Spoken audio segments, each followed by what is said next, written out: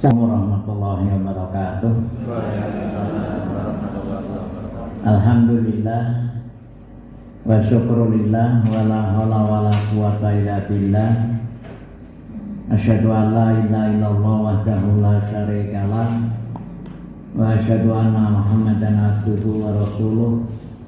Allahumma sholli ala Muhammad wa ala alihi wa sahbihi ajma'in. Amma ba'd. Jamaah pengajian duha yang selalu mendapat ridho Allah,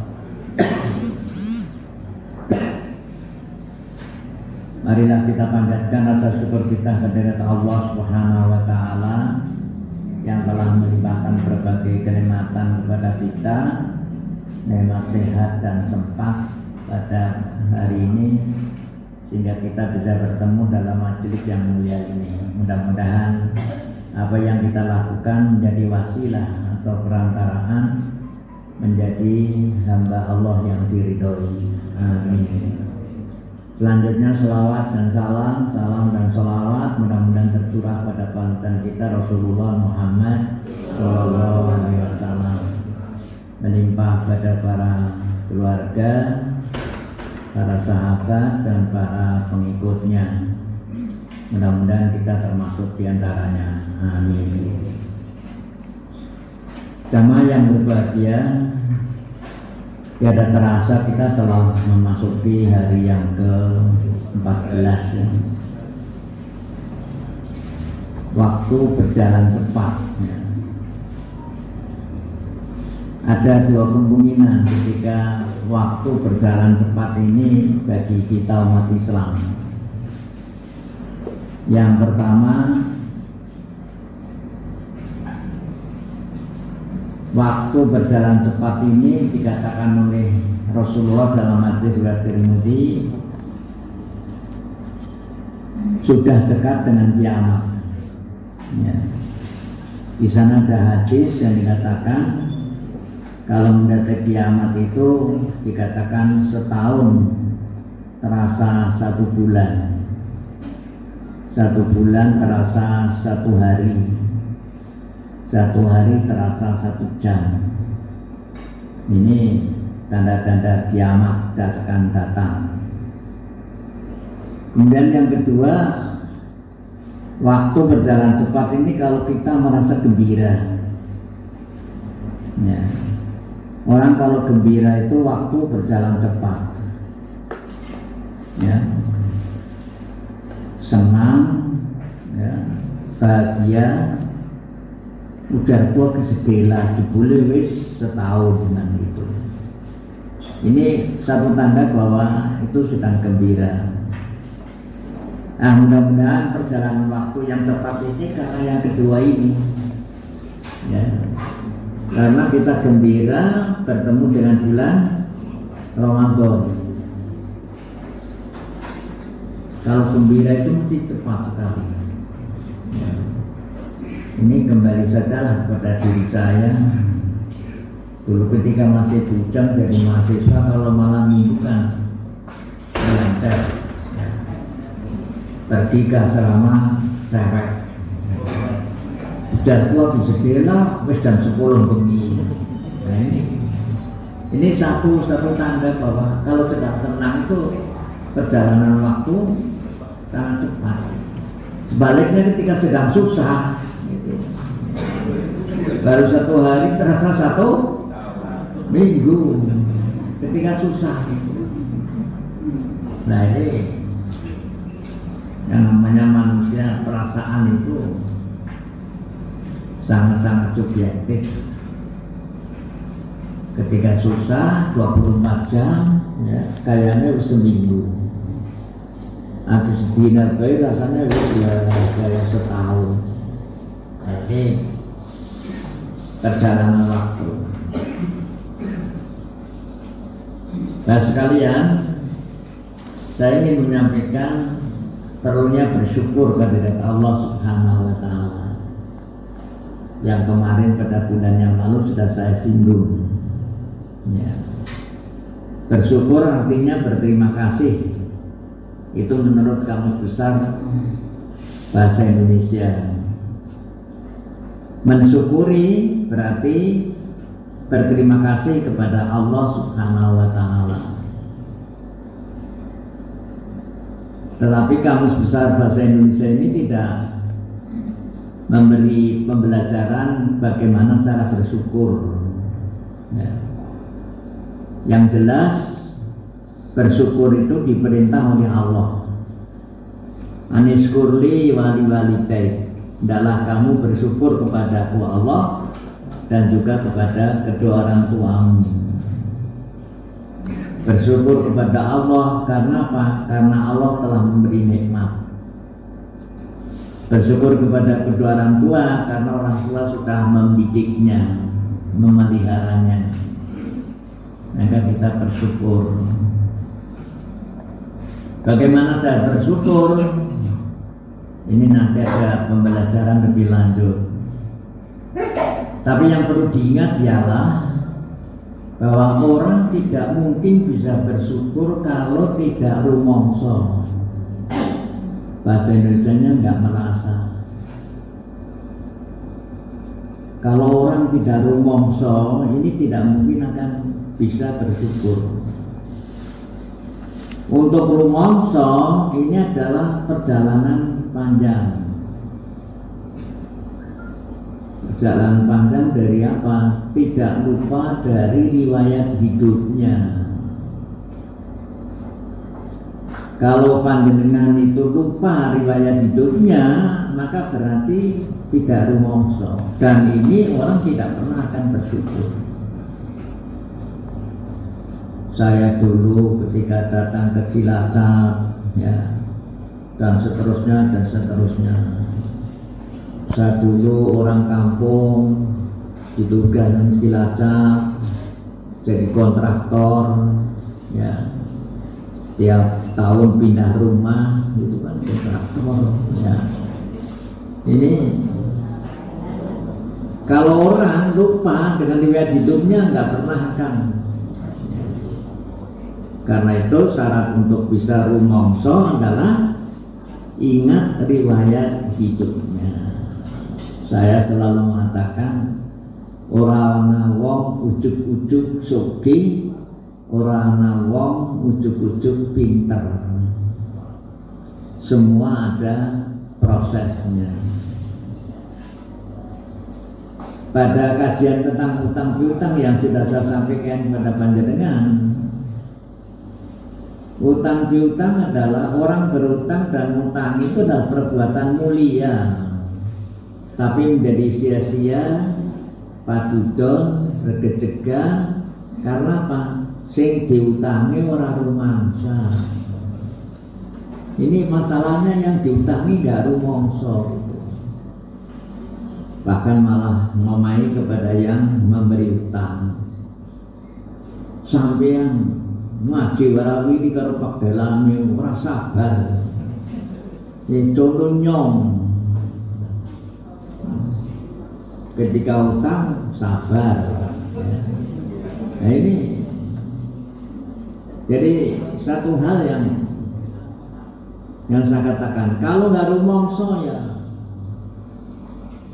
Oleh karena itu apa? Allah sangat marah kepada orang yang tidak rumongso ini. Saya selalu bercontoh operasional yang gampang dan mudah diingat, ya, dan dirasakan. Bahwa rezeki itu adalah pemberian Allah, itu ketara sekali. Ketara sekali. Contohnya sama-sama dagang beras di pasar. Berasnya sama, harganya sama, jeceran. Ya. Yang satu laris, yang satu tidak. Ini kan contoh konkret.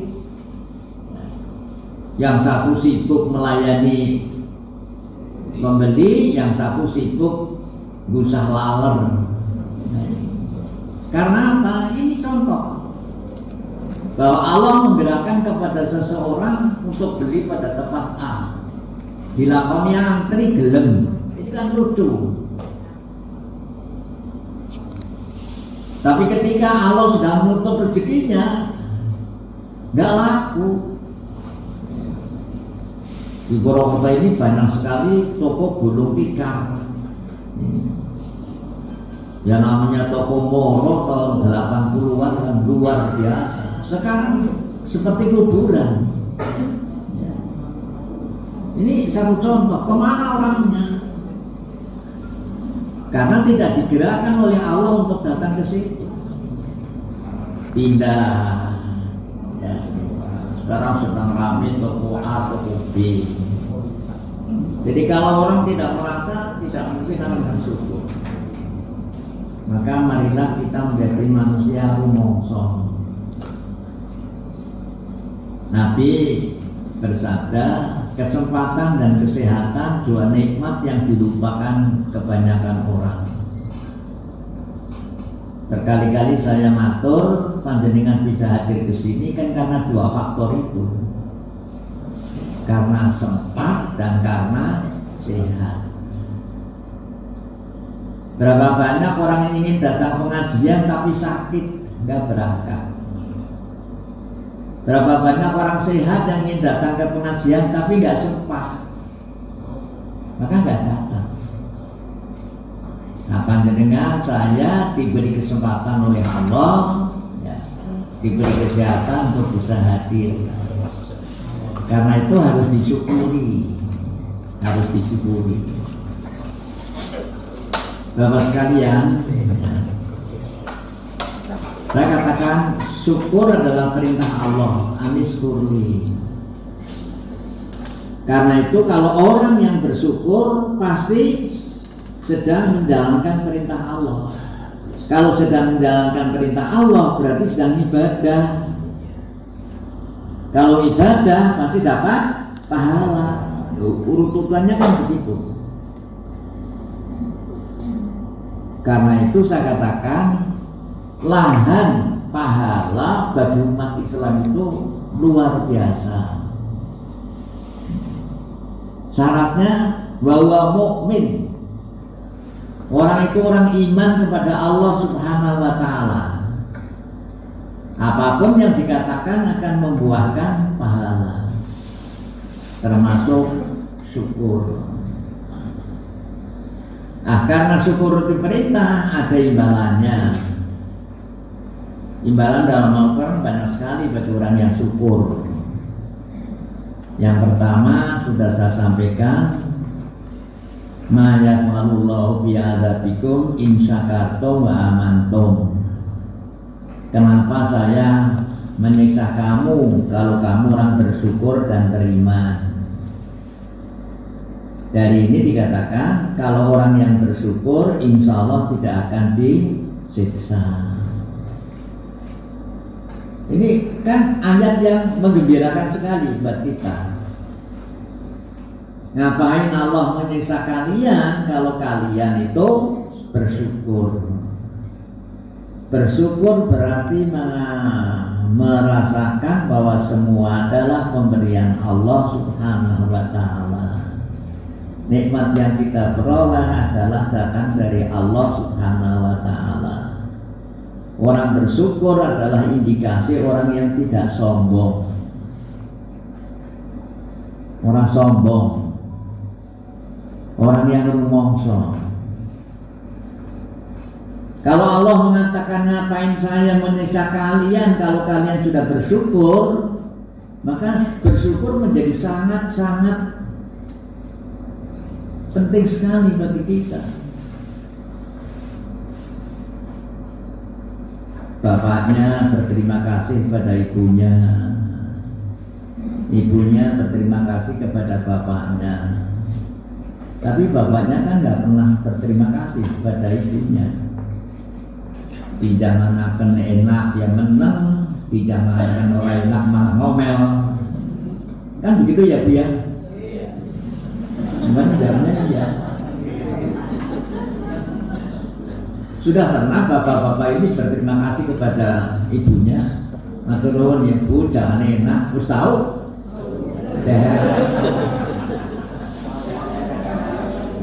Amat jangan dikasih itu lah ngomel. Ini orang yang tidak ngomong.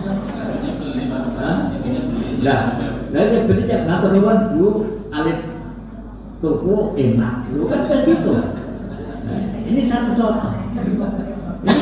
Gitu ya, tapi nyata lah ya. Bahwa kita ini kadang-kadang nggak pernah menghargai orang lain. Tuh wong lanang biasanya begitu. Tapi orang Islam tidak seperti itu. Karena apa? Seluruhnya supaya bersyukur.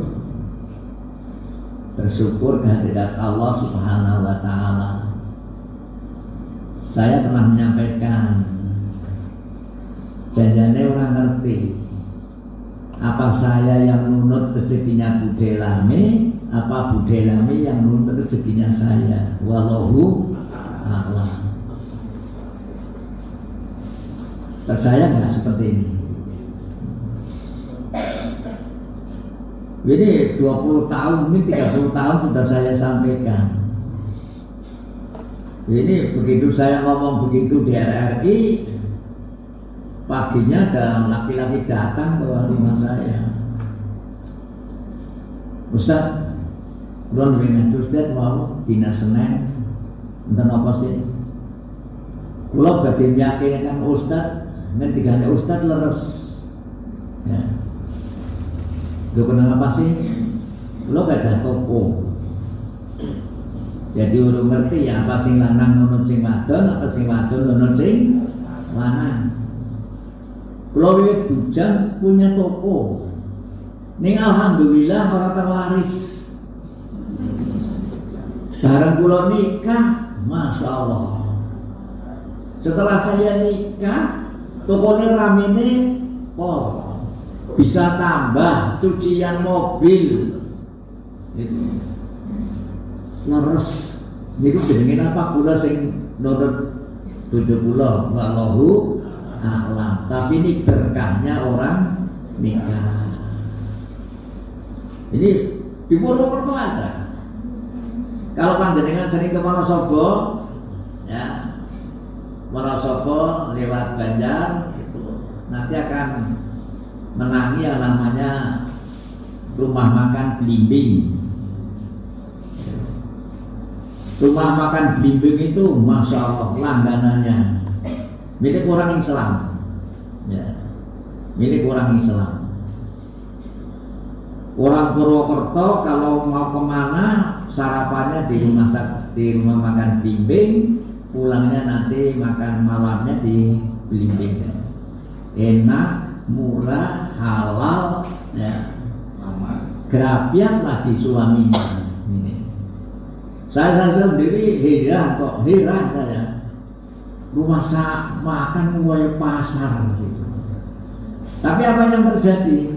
Setelah istrinya meninggal, rumah makannya sepi. Begitu istrinya meninggal, rumah makannya nggak laku. Sekarang mangkrak, rumahnya besar sekali. Ini betul-betul bahwa sing lanang nunut rezekine sing wadon ning tapi dalane omah-omah jualan seperti ini.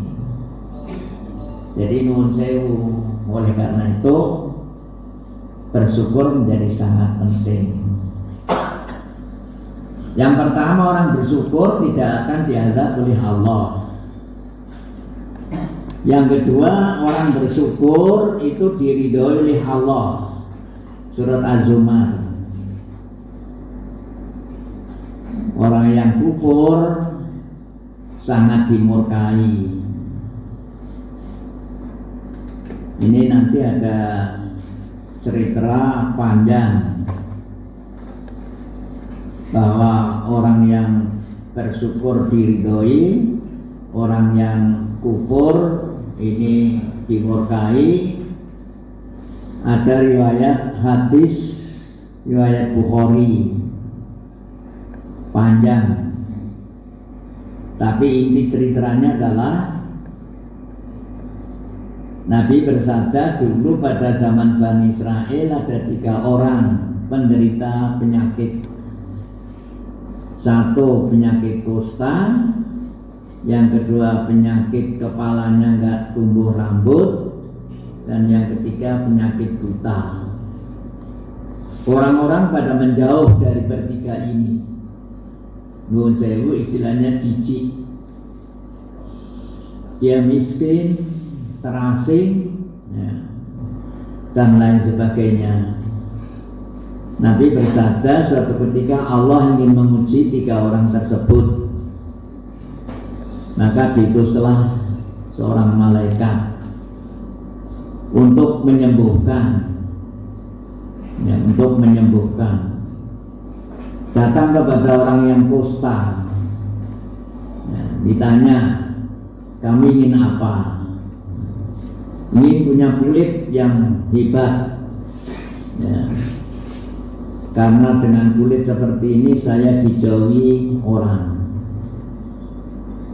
Nabi mengatakan malaikat mengusap meraba kulit orang tersebut, akhirnya berubah menjadi sangat bagus. Setelah itu, kamu minta apa lagi? Saya minta unta. Nggak kepalang tanggung, malaikat menghadirkan 9 atau 10 unta. Ketika pergi dia mengatakan, ini unta buatmu, mudah-mudahan ada berkah Allah pada unta ini. Kemudian malaikat datang kepada orang yang kepalanya nggak tumbuh rambut, sama. Kamu ingin apa? Ingin sembuh.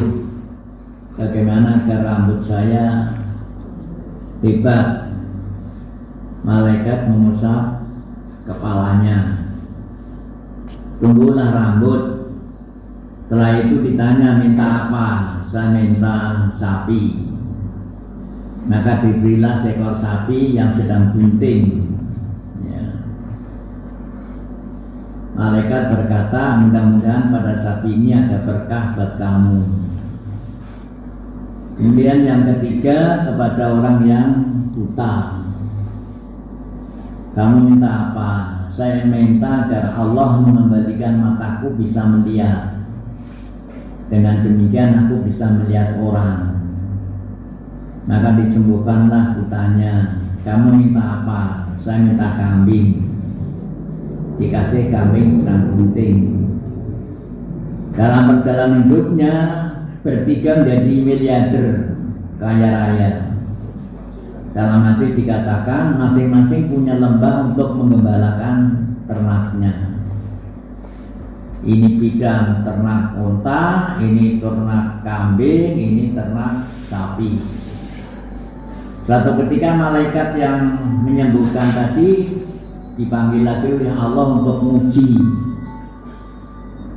ketiga manusia yang sudah kaya-kaya itu.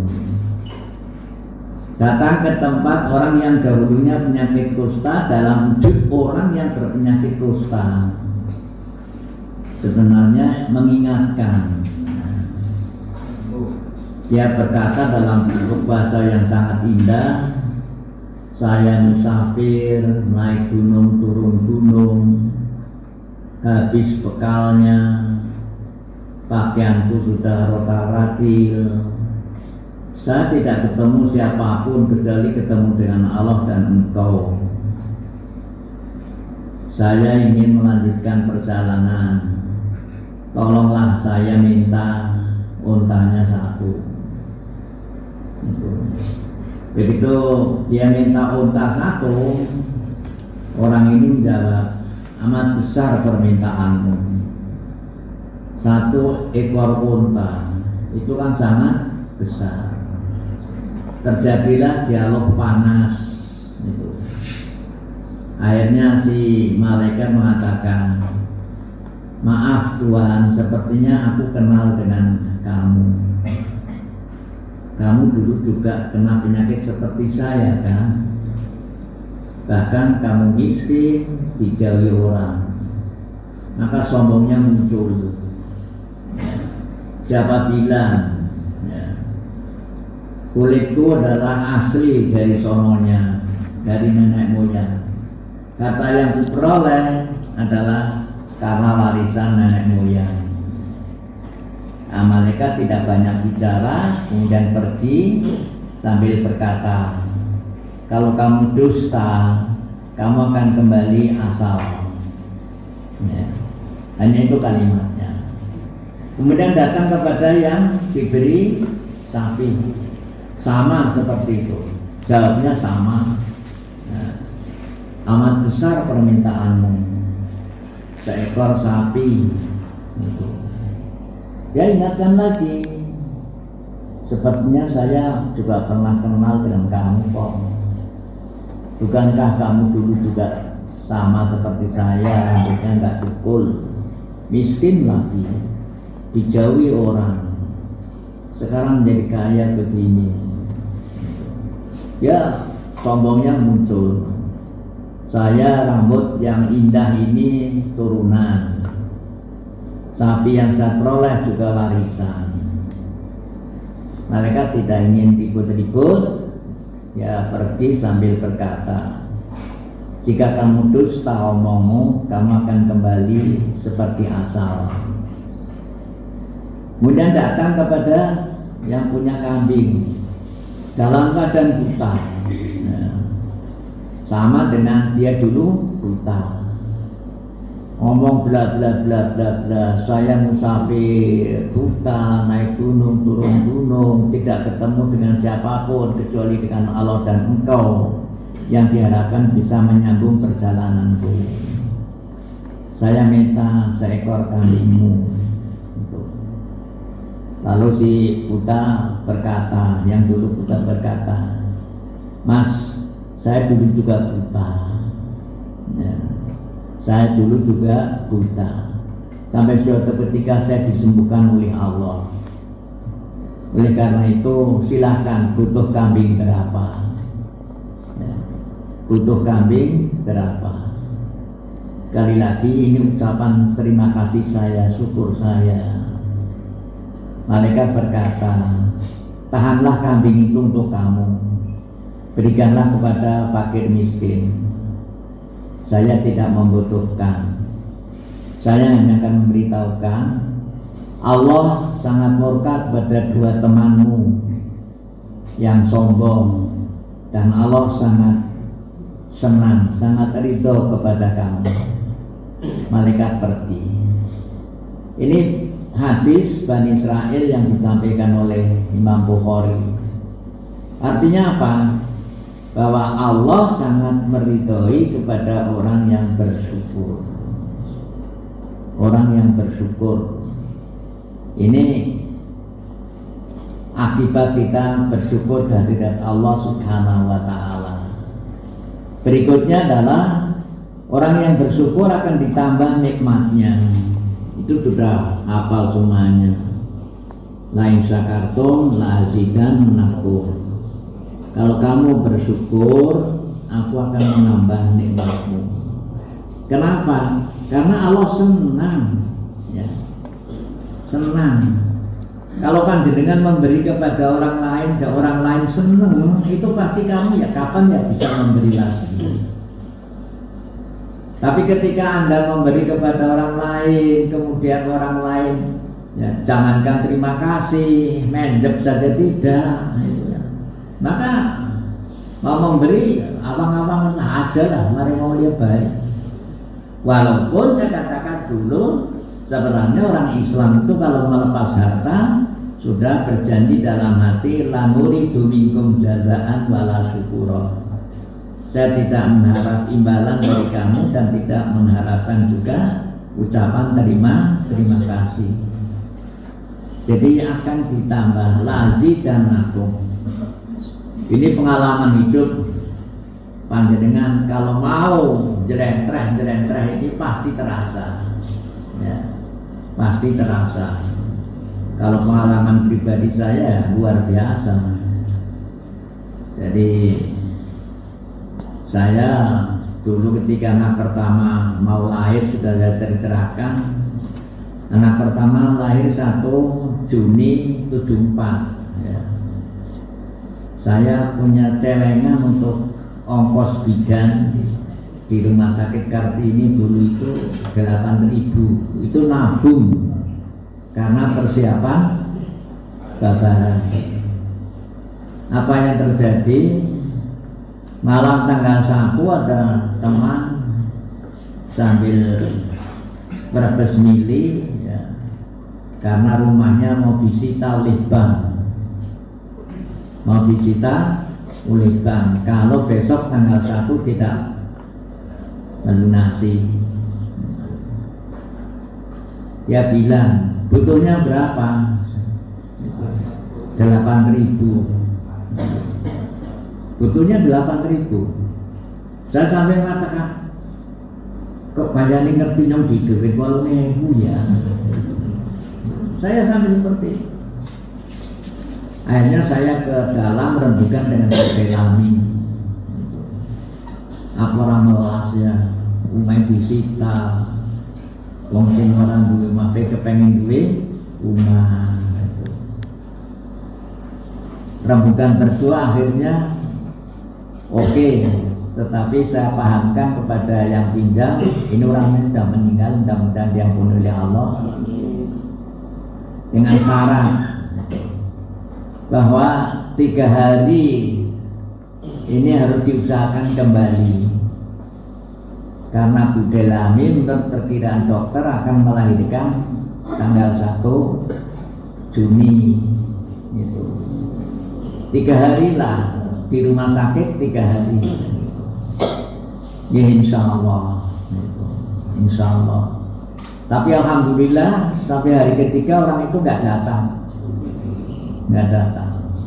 Ya, malam tanggal 3 ya Allah ya Rabbi, saya nangis kepada siapa ya? Mau ambil bayi di rumah sakit, nggak punya uang sama sekali. Tunggu gajian jam 11 atau jam 12 nggak cukup 8.000. Ketika itu gajian saya baru 2.000 atau 3.000 lah mungkin. 3.000 nggak cukup.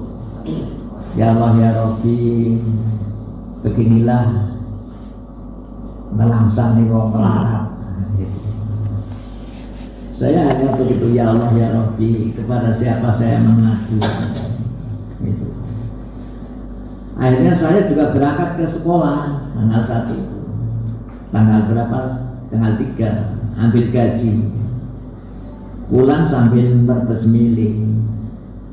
Ya Allah ya Rabbi, apa yang ada nyong nanti utang ya. Utang kemarin ke rumah sakit. Dosen lagi. Ya, saya seperti itu. Tapi rupanya Allah menggerakkan, cara menolong saya menggerakkan orang lain. Ada orang kaya raya, ya, aktivis Naisiyah, gitu. Tahu kalau Bu Delami sedang di rumah sakit. Begitu tahu, paginya dia bawa mobil, itu ngambil bayi saya, anak saya di rumah sakit. Saya datang ke rumah sakit jam 1, sudah enggak dari sekolah, saya langsung pakai sepeda gitu ke rumah sakit. Setelah ngajar, saya Pak Delami nopo, ibu dia pun langsung. Ya Allah ya Rabbi, kalau sinten bukan kertas lah, bukan kertas gitu. Nah terus pripun pun diberes sedoyo, semuanya sudah diberesi. Ya amri kwitansi ini buatan pikantuk, buatan pikantuk. Pun pesen kalau di dalam kwitansinya jangan diberikan. Nah, itu. Akhirnya saya pulang ke rumah dan betul sudah di rumah. Nah, itu. Diambil oleh ibu-ibu Naisiyah. Nah, saya tahu setelah saya mulai kontrol bayi saya ke rumah sakit itu, bidannya adalah ibu-ibu Aisyah juga. Akhirnya terbuka. Saya tanya ongkosnya berapa? 8.000. Ongkosnya 8.000. Jadi pas itu. Ya. Akhirnya apa? Ya saya uangnya kembali, alhamdulillah. Ya. Apa itu bukan karena mensyukuri nikmat Allah. Saya mengatakan itu adalah imbalan Allah yang langsung. Imbalan Allah yang langsung saya rasakan. Terima kasih ya Allah. Gitu. Nah, akhirnya saya datang ke tempat Ibu Maisyah, saya berterima kasih itu. Aku ngerti lah, sing jenis pegawai itu ada duit, ya, dan nyong duit itu dengan budaya Lami seperti menganggap anaknya saja itu saya tahu karena aku duit, kenapa ada orang susah tidak ditolong. Ini kepada anak-anaknya sekarang ini saya sampaikan jasa ibumu pada saya luar biasa. Tapi anaknya semuanya di Jakarta, ya. Jadi sekali lagi la azidannakum, aku tambahin. Sekarang ekspresi orang bersyukur, ekspresi itu luapan, ya. Ekspresi orang bersyukur itu apa? Kalau kita baca riwayat Nabi Nuh disuruh membaca Alhamdulillah setelah naik perahu selamat dari air bah dan rekayasa orang-orang zalim. Wa qulil hamdulillahilladzi najana minal qaumil zalimin. Mengucapkan alhamdulillah. Nabi Ibrahim ketika anaknya sudah besar juga mengucapkan alhamdulillah. Alhamdulillah yang telah menjadikan Ismail tumbuh dewasa.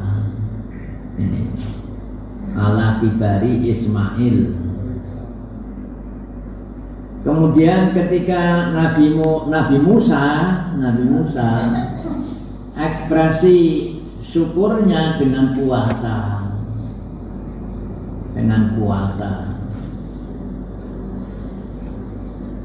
Ketika Nabi sampai di Medina, orang-orang Medina itu sudah terbiasa puasa Asyura. Dan Nabi pun akhirnya juga puasa. Nah, ketika puasa, orang-orang Islam pada datang ke tempat Rasul mengingatkan, maaf Rasul, kenapa Anda melakukan puasa? Puasa Asyura ini adalah puasa orang ahli kitab Bani Israel. Karena apa? Karena dulu Nabi Musa dikejar-kejar Fir'aun dan diselamatkan oleh Allah itu tanggal 10 Muharram. Lalu Nabi Musa bersyukur, wujud syukurnya puasa tanggal 10 Muharram. Ini penjelasan. Lalu ketika itu Nabi bersabda, ya wis lah nemben tahun ngarep nyong ngarep puasa tanggal sahan ini. Karena ahakku di Musa, saya lebih berhak untuk menghormati Nabi Musa. Tetapi tahun depan belum sampai tanggal 9, Rasulullah terburu diwafatkan oleh Allah Subhanahu wa Ta'ala. Jadi Nabi belum pernah puasa tanggal 9, tapi sudah niat. Ibnu Abbas ketika ditanya bagaimana saya puasa Asyura, ya, mengatakan hitung ketika hilal Muharram, maka tanggal 9-nya kamu puasa. Ini karena Nabi mau puasanya tanggal 9. Tapi dalam hadis riwayat Tirmidzi dikatakan puasa Muharram adalah puasa tanggal 10. Ya, aslinya kan tanggal 10. Lalu bagaimana kita ini mau puasa tanggal berapa? Saya ini ustaz yang gampangan lah. Angger gelem ya tanggal 9 karo tanggal 10. Angger ora ya tanggal 10 utawa tanggal 9. Sing penting aja nanti orang tanggal sana, orang tanggal 10. Nah ini kan gampang, orang ribut. Gak usah mengatakan orang sah tanggal sana, orang sah tanggal 10. Ini jangan selalu memvonis orang lain. Jadi kalau dengan lihat di YouTube ini, kalau kamu duduknya begini tidak sah, kalau begini tidak sah, itu mempersulit orang. Mempersulit orang. Yang penting ada dalilnya. Yang penting ada dalilnya.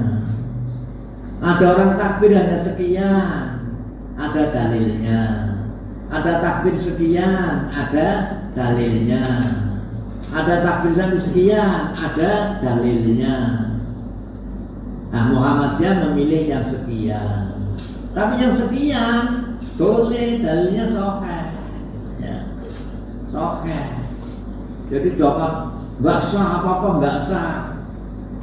Saya sering gelewean. Kok ngerti apa huruf tulisannya malaikat apa? Apa sah, apa sah, kayak ya hak. Yang penting apa Ustaz? Ada dalilnya. Ada dalilnya.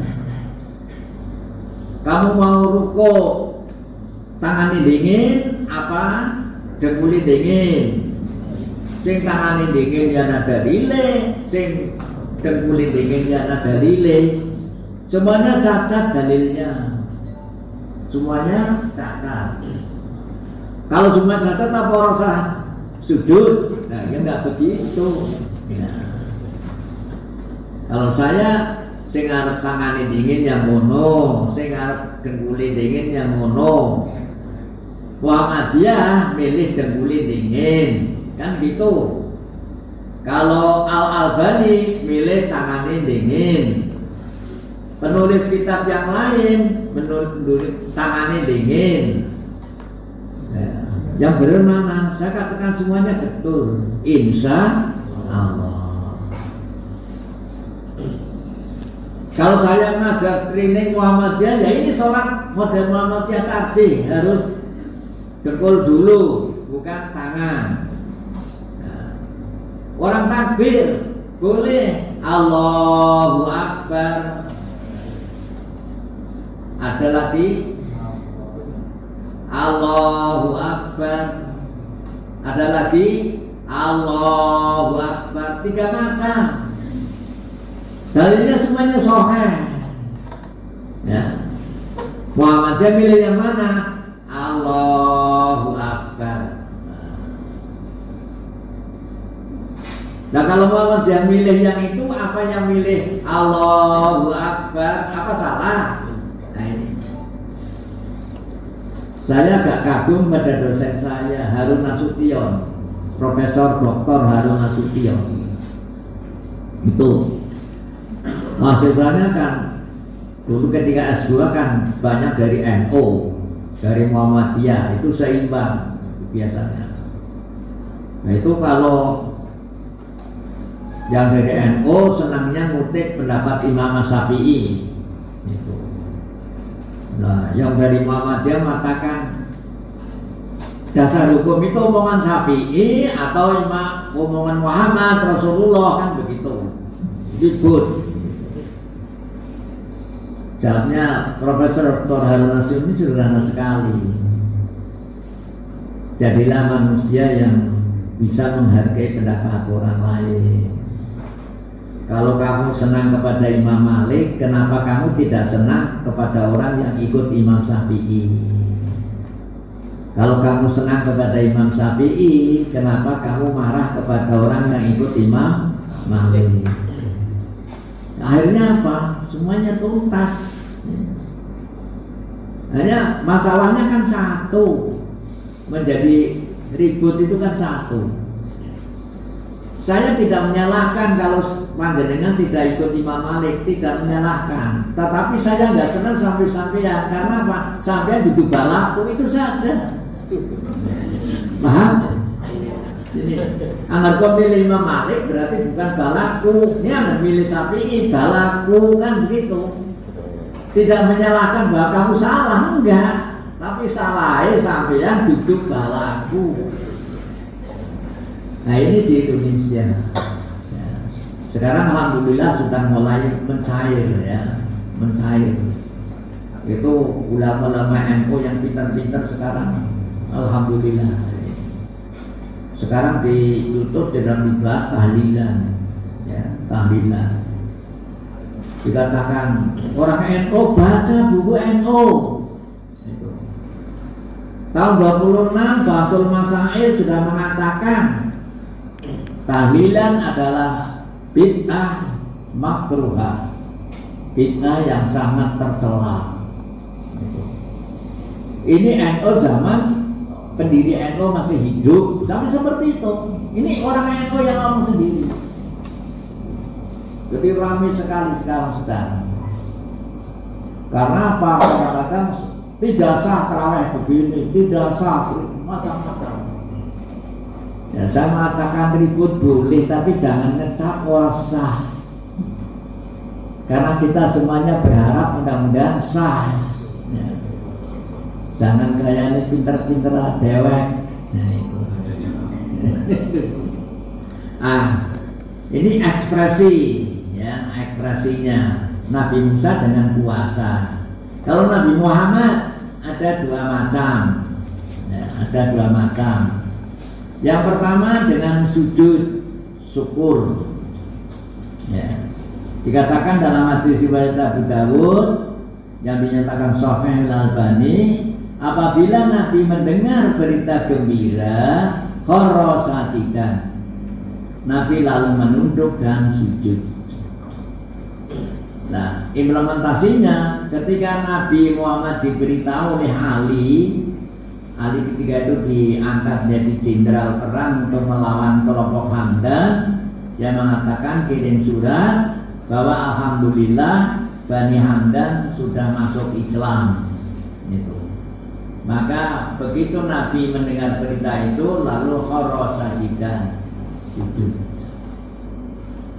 Namanya sujud syukur. Dan cara yang kedua, adalah melakukan sholat malam lama sekali.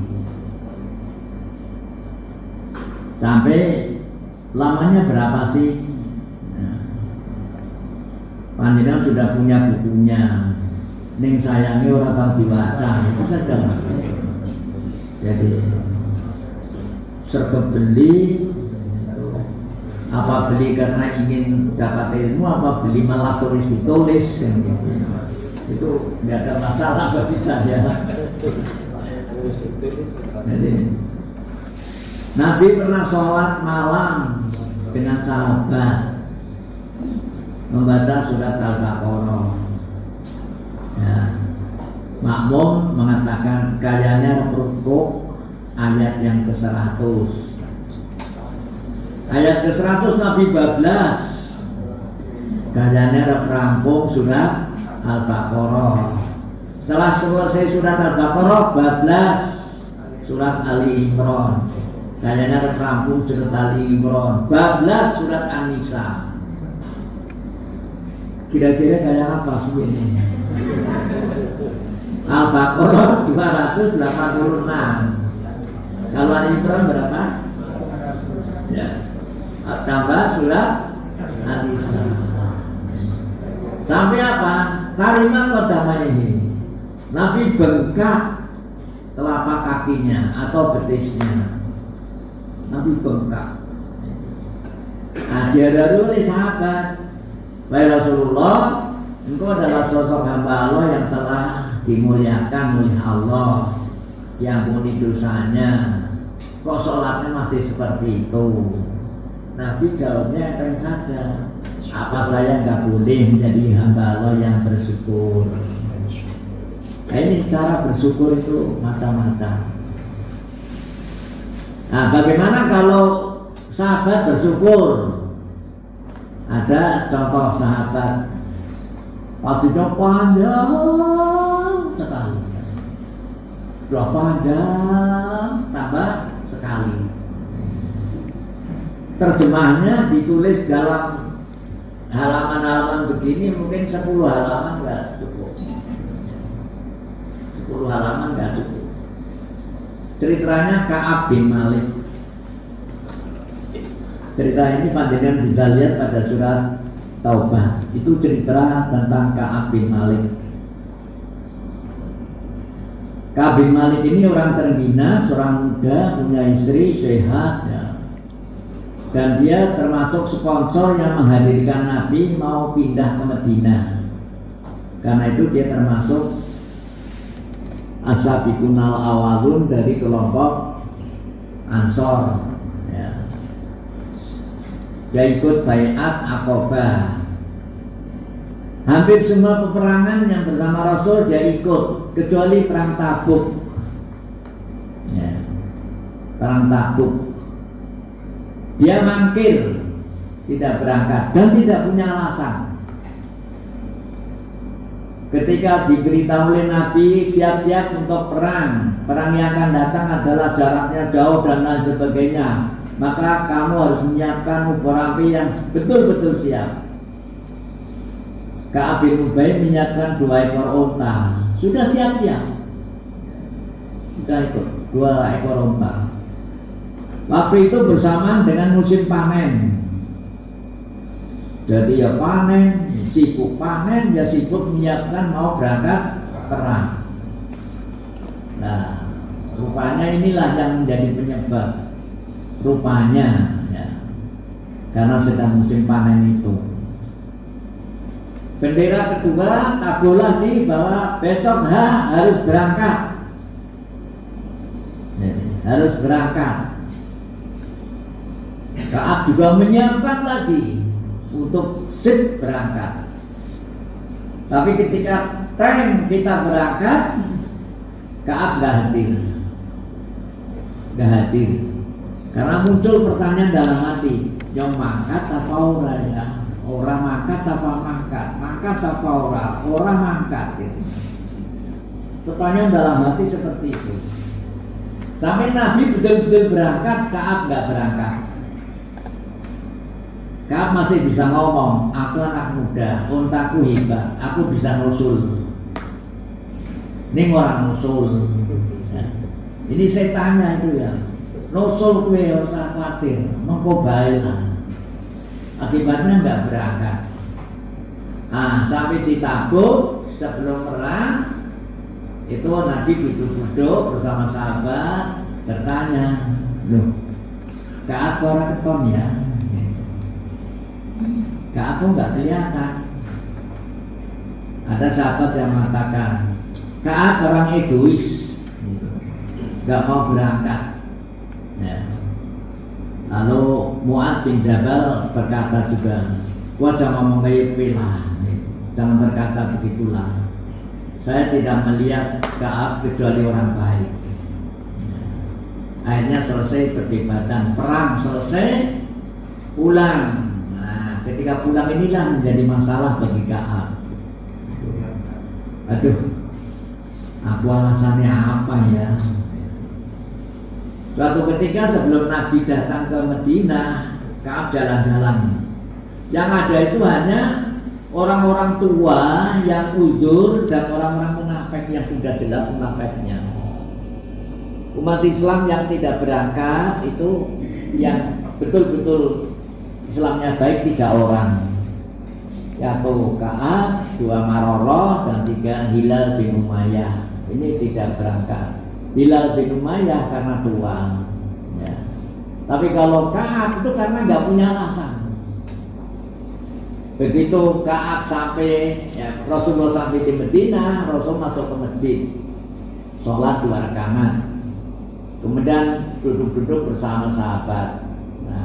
Ketika duduk-duduk inilah waktu untuk laporan bagi mereka yang tidak berangkat, apa alasannya, dan minta maaf kepada Rasulullah. Ka'ab ngitung sing ora mangkat ana 80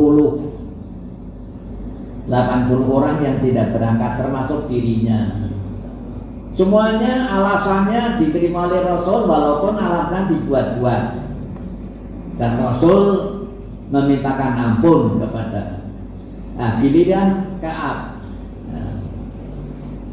saya mau ngomong apa wahai Rasul? Ya, karena saya nggak punya alasan. Saya memang tidak berangkat titik.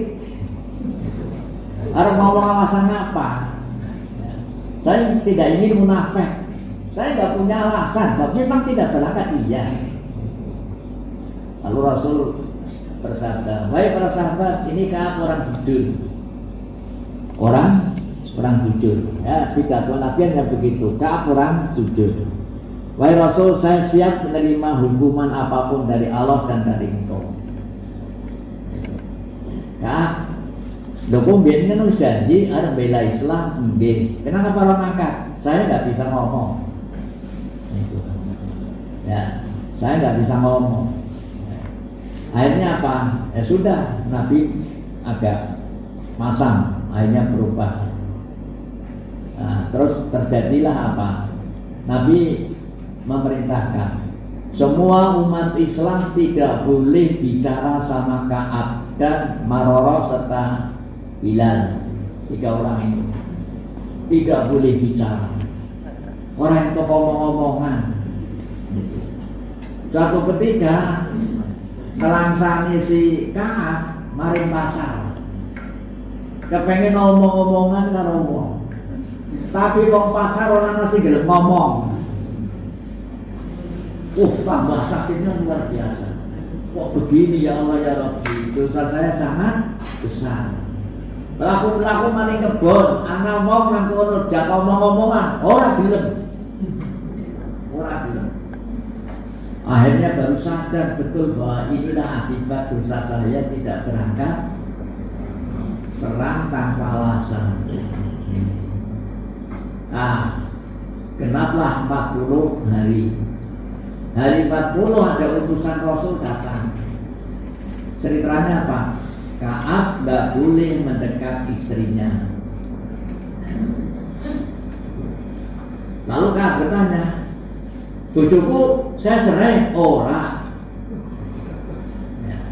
Nggak boleh mendekat istrinya.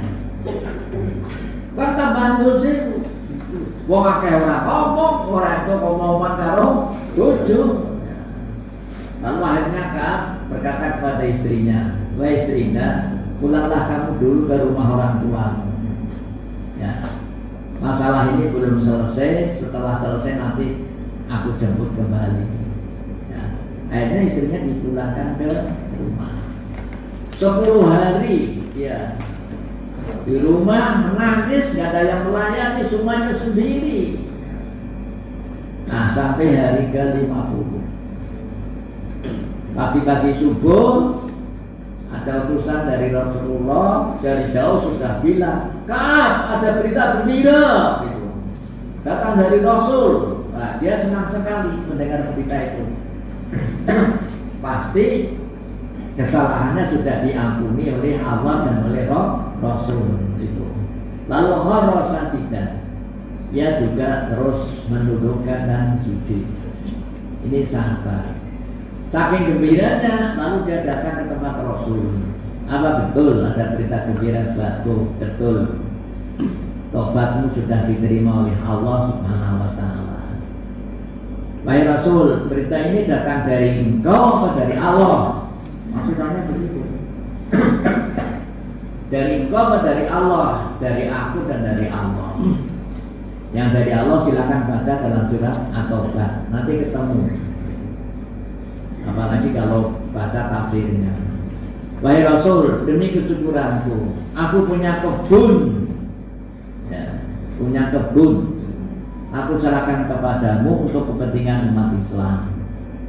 Nabi bersabda, tahan kebunmu, gunakan untuk keluargamu. Enggak Rasul, saya masih punya kebun lain. Gimana? Di Haibar. Nah, artinya apa? Ka'ab selain sujud, lalu dia mewakafkan tanahnya. Karena gembiranya, tobatnya diterima oleh Allah Subhanahu wa Ta'ala. Ada orang yang begitu karena gembira lalu menyerahkan tanahnya? Ada enggak? Di Purwokerto ada seorang dokter. Ya, Di Purwokerto ada seorang dokter.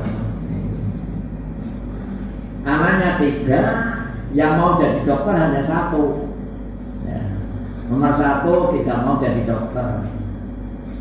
Anak laki-lakinya nomor 3 yang ketika itu pintar sekali di SMA juga tidak bercita-cita jadi dokter.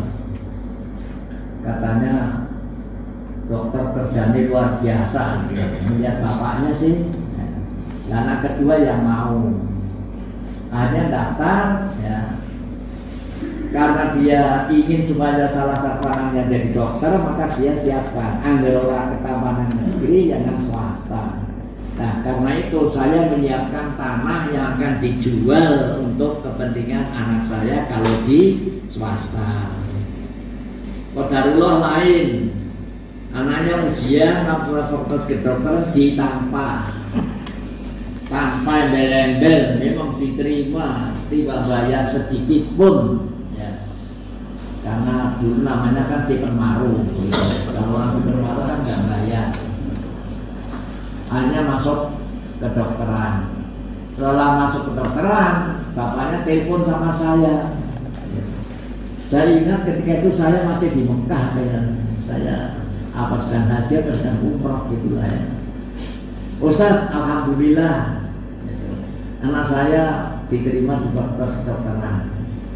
Karena saya sudah ngomong sama Ustaz, saya sudah menyiapkan tanah untuk kepentingan anakku jika diterima di swasta, tetapi alhamdulillah diterima negeri, maka tanah yang di sebelah selatan desa sana saya serahkan kepada Ustaz untuk Muhammadiyah.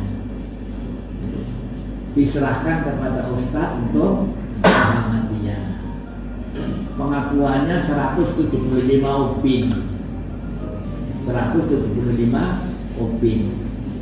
Tapi karena dokter nggak pernah ngurus itu, akhirnya hanya ngaku si penjual, saya hanya menjual 40 upin.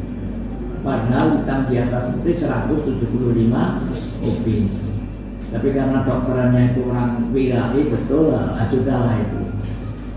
Urusan ngapusi urusan sana. Tapi sisanya saya serahkan ke Muhammadiyah. Jadi ini adalah bersyukur. Kalau nazar itu tidak bersyukur. Anggaran yang ketambahan fakultas negeri, konyong arep sodakoh, itu namanya orang bahil. Paham? Orang nazar itu orang bahil. Kenapa? Maunya berbuat baik kalau dia mendapat imbalan. Ya. Kalau saya lulus, saya traktir. Ini namanya orang bahil. Maunya traktir kalau lulus saja, kalau enggak tidak. Maka Nabi tidak senang kepada orang yang banyak nazar. Ya. Jadi inilah kesyukuran kita. Lalu implementasi kesyukuran kita dalam Ramadan apa? Ya mari kita beribadah dengan baik sesuai dengan aturan. Maka kita lihat puasanya sudah baik atau belum. Dulu sudah saya katakan puasa yang baik adalah puasa yang sahur telat, bukan kasih. Sahur telat 10 menit sebelum subuh sahur. Ya. Bukannya gasik begitu tong belum ya tong belum, jangan nanti itu mendekatnya Rasul. Itu puasa yang baik, puasa yang diawali dengan makan sahur. Nabi sering mengatakan makan sahur itu ibarat makan pagi yang barokah. Ya. Jadi kalau subuhnya sekarang kan 4:30. Panjenengan makan subuhnya 4:30 kurang 10 itu nggak ada masalah, ya, nggak ada masalah. Justru saya cerita begini, ada orang yang lama di Arab itu modelnya apa? Jamaah subuh itu membawa gelas, membawa air aqua, air yang dalam kemasan. Begitu Allah Akbar subuh dia minum. Itu dalam aplikasi mengakhirkan sahur. Kalau maghrib juga begitu, membawa begitu Allah Akbar, begitu buka. Saya katakan itu teknik orang berat lah. Yang penting orang Indonesia sahur telat, bukanya ada telah kasih. Begitu Allah Akbar ya. Bukan. Yang terakhir ini walaupun tidak kasihan, mari kita dandani pengertian kita iktikaf. Ya. Iktikaf. Dalam hadis dikatakan, hadis riwayat Abu Dawud dan dinyatakan sahih, selama 20 hari Nabi tidak keluar ke masjid pada bulan Ramadan bersama kami selama 20 hari. Pada malam 21 beliau datang sholat bersama kami, sholat Isya terus tarawih dan berakhir agak malam. Tanggal 22 Nabi tidak datang. Tanggal 23 Nabi datang kembali dan sholat Isya bersama kami setelah tarawih. Selesai tarawih separuh malam. Separuh malam. Tanggal 24 dia datang. Tanggal 25 datang sholat bersama kami sampai larut malam. Sampai larut malam. Tanggal 26 dia datang. Tanggal 27 beliau datang sholat bersama kami. Sholat tarawih hampir nyampe waktu subuh. Sampai kami para sahabat berkata, al-falah, al-falah, al-falah. Nabi kula dereng sahur, Nabi kula dereng sahur. Artinya apa? Sampai mendekati waktu sahur. Dan ketika itu Nabi menggerakkan semua ummahatul mukminin dan juga para ibu-ibu untuk ikut. Ini cara iktikaf Nabi. Jadi tarawihnya diundur. Ya. Tarawihnya diundur. Ini khusus di dalam bulan Ramadan itu seperti itu. Nah, caranya bagaimana? Kalau anak muda masih mau sholat tarawih silahkan. Panjenengan sholat Isya silahkan, tapi pulang. Saya mau tarawih nanti malam. Nah, tarawih nanti malam. Panjenengan jam 11 datang ke masjid, iktikaf. Nanti jam 3 tarawih. Nah, ini sebenarnya yang berdasarkan hadis seperti itu. Ya. Jadi, tapi ini tidak populer ya. Sekarang kan modelnya malah luar biasa. Tarawih sore, bengi tarawih maning, kan begitu. Ini. Jadi mana yang betul, wallahu a'lam. Tapi kalau berpedoman bahwa Nabi tidak pernah lebih dari 11 atau 13 rakaat, maka setelah tarawih sudah nggak ada sholat lagi, kecuali sholat tahiyatul masjid, kecuali sholat tuhur, ya. Sholat tuhur, sholat habis wudhu. Saya ditegur istri saya, "Loh Pak, kan tarawih mau jam 10 bengi. Ini sembahyang apa?" Gitu. Saya katakan, saya sholat tuhur, sholat habis wudhu. Ya. Mau sholat apa pun sudah selesai sih, sudah witir. Nah, kami ingin lagi mendapatkan pahala, yaitu dengan melakukan apa? Sholat yang bersebab. Sholat bersebab itu apa? Sholat jenazah namanya sholat bersebab. Sholat syukurin wudhu namanya sholat bersebab. Masuk masjid namanya sholat bersebab.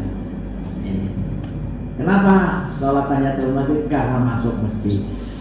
Kenapa sholat jenazah? Karena ada orang meninggal.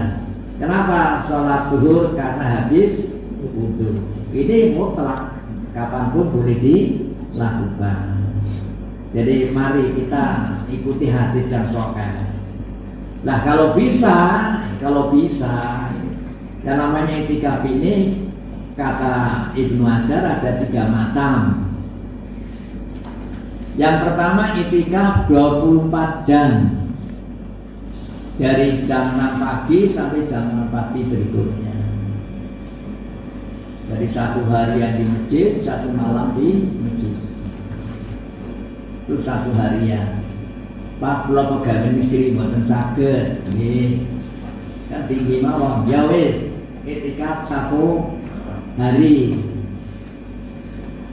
Siang mlebu jam 6 berakhir maghrib.